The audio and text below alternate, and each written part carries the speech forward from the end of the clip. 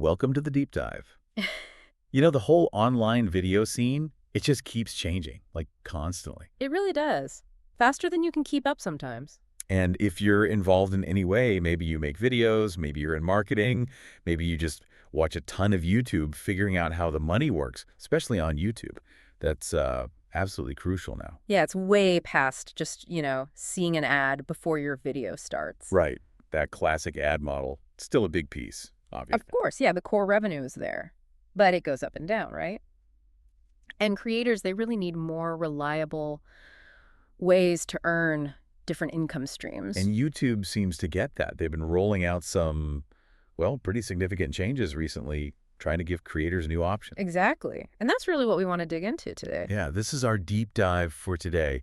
We've been looking at some recent articles, specifically from Social Media Today and Digiday, that lay out these new opportunities YouTube is pushing. So our goal here is basically to take all that info, kind of cut through the jargon, and just pull out the really important bits, the nuggets you need to know to understand where YouTube monetization is actually going.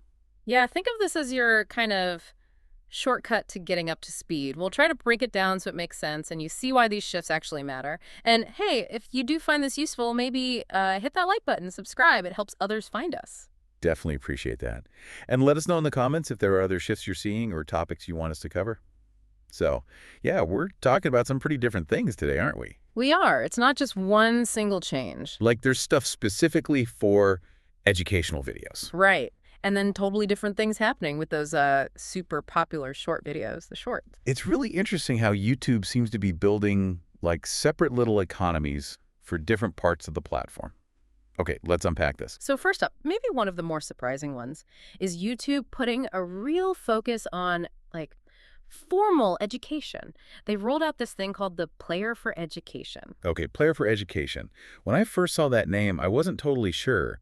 Is it just a different skin for the video player? Or Yeah, it's more than that. It's really about how the video is shared and, crucially, how it's monetized. It's specifically for creators whose educational stuff could be long videos, could be shorts gets used by educational partners. Partners meaning like schools, universities, online courses. Exactly, those kinds of institutions. And they have to embed the video using this specific Player for Education. Okay, so what's different about that player? The main thing is the user experience. If you're in a classroom or learning platform, you don't want ads popping up or going. It's distracting. Right. Kills the focus. So the Player for Education, completely ad-free, 0 ads. And it also has extra privacy settings built in, designed for those school environments. Okay, ad-free. So wait, if there are no ads, how does the creator make money when their video is watched there? Are they just supposed to do it for free for the good of education? Haha, no, not quite. And this is where the money part gets interesting and different. Those partners, the schools, the platforms, they pay licensing fees to YouTube to be able to use this ad-free player and embed the content. Ah, okay, so the money comes from the institution, not advertisers. Precisely. Then YouTube takes that pool of license money and gives a share back to the creators.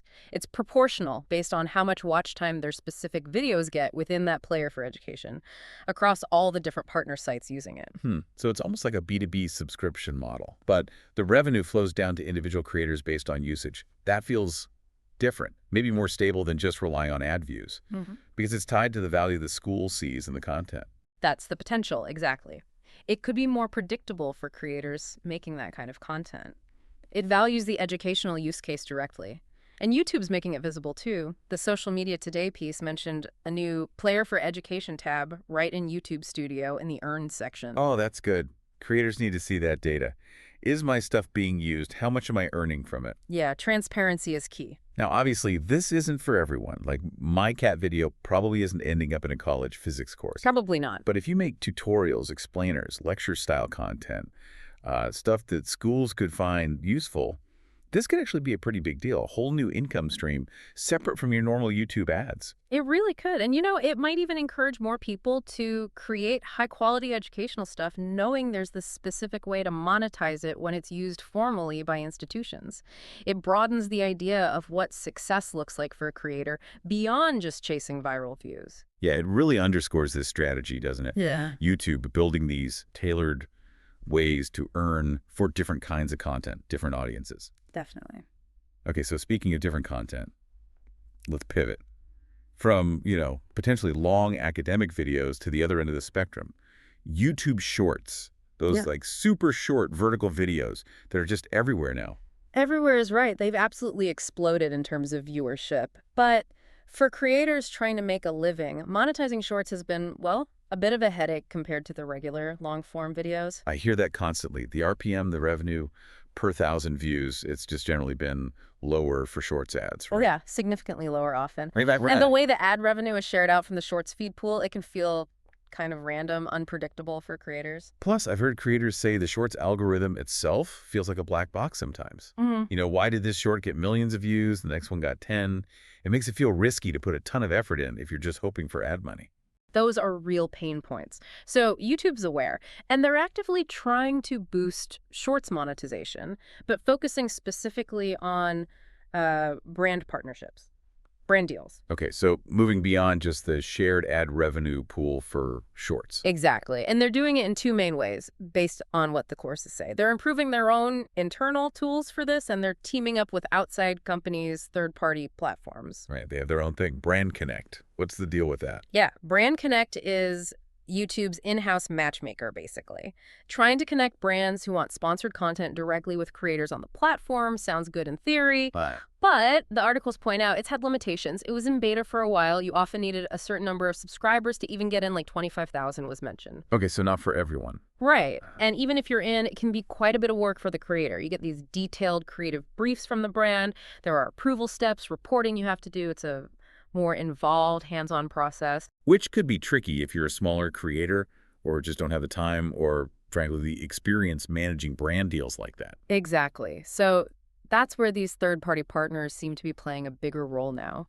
The Digiday article mentioned names like Agentio and Stream Elements. Okay, so what do they do differently? How do they help? They're basically specialists in connecting brands with creators, especially for things like shorts campaigns. But the key is they often streamline everything. They might take the brand's needs and translate them into a clearer, simpler brief for the creator, maybe even help with basic editing to make sure it fits the brand's requirements. They handle a lot of the logistics. Ah, so they make it easier for the brands.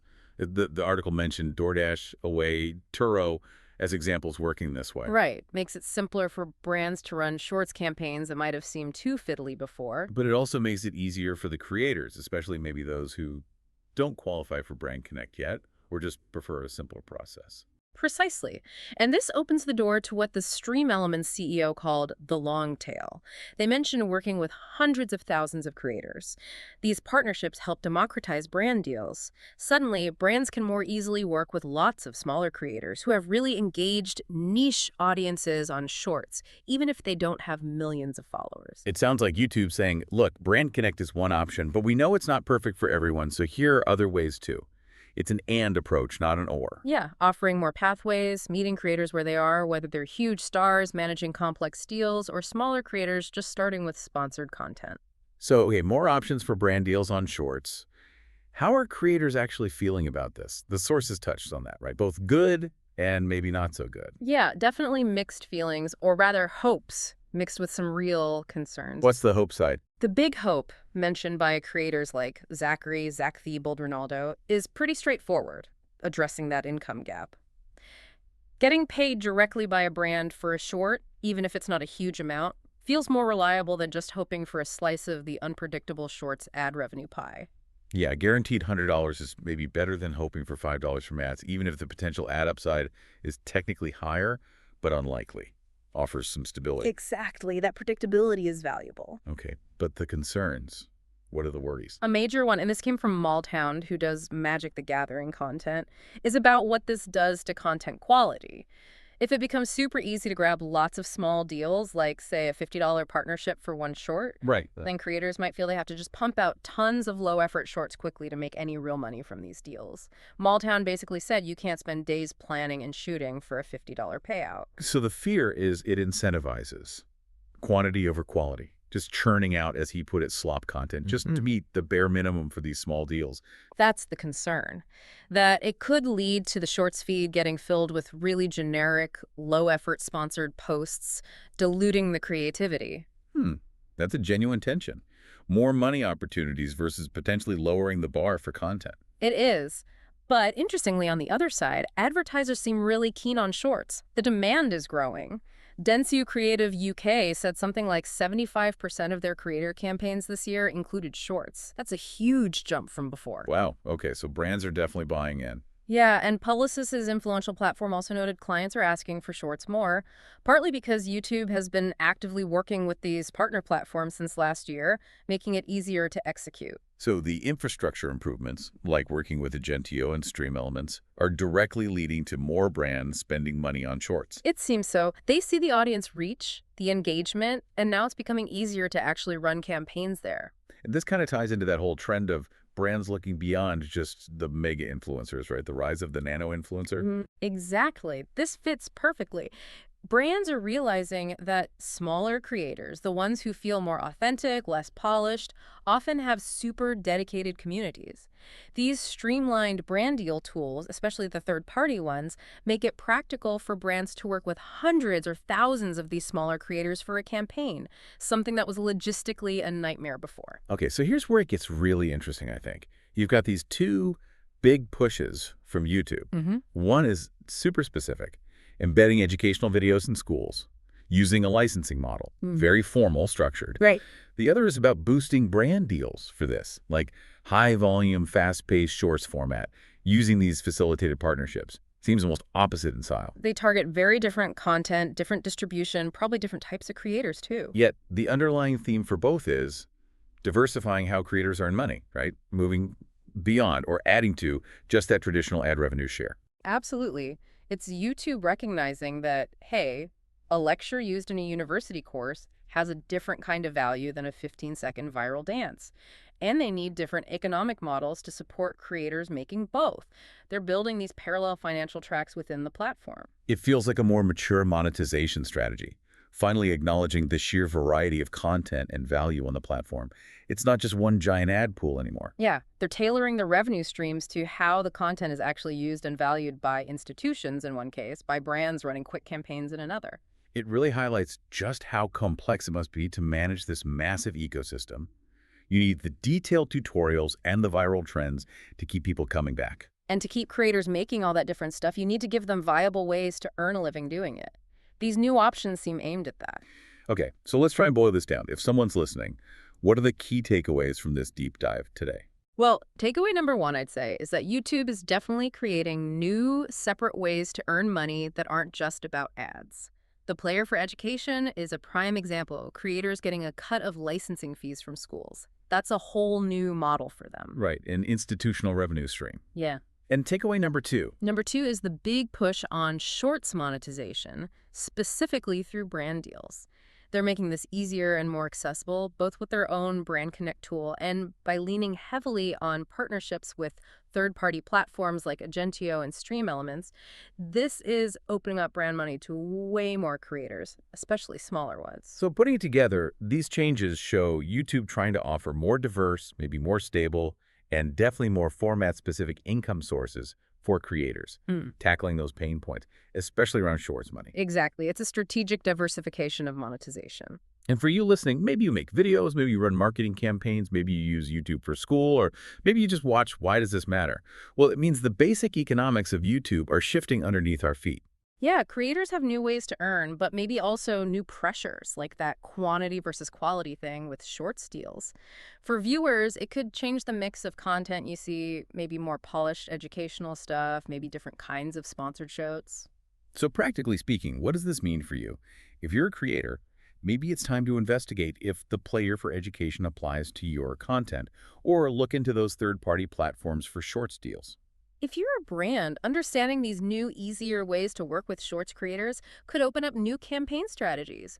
And even if you're just watching, knowing how the money flows helps you understand why you're seeing what you're seeing. It really does make you wonder about where the platform goes next, doesn't it? As YouTube builds these more specific pathways, education track here, shorts brand deals there, long-form ads over here, will we see channels become hyper-specialized? Like, will creators just focus on one income stream? I only do educational content for licensing, or I only churn out shorts for brand deals. Or will the successful creators be the ones who become, like, multi-format entrepreneurs, skillfully blending ad revenue, licensing fees, brand deals, maybe merch, maybe memberships. That's the big question, isn't it? How creators adapt will really shape what YouTube looks like in the next few years. Definitely something to think about next time you're scrolling or searching for a tutorial. Absolutely. Food for thought. Thanks for tuning into the deep dive. We'll catch you on the next one. See you then.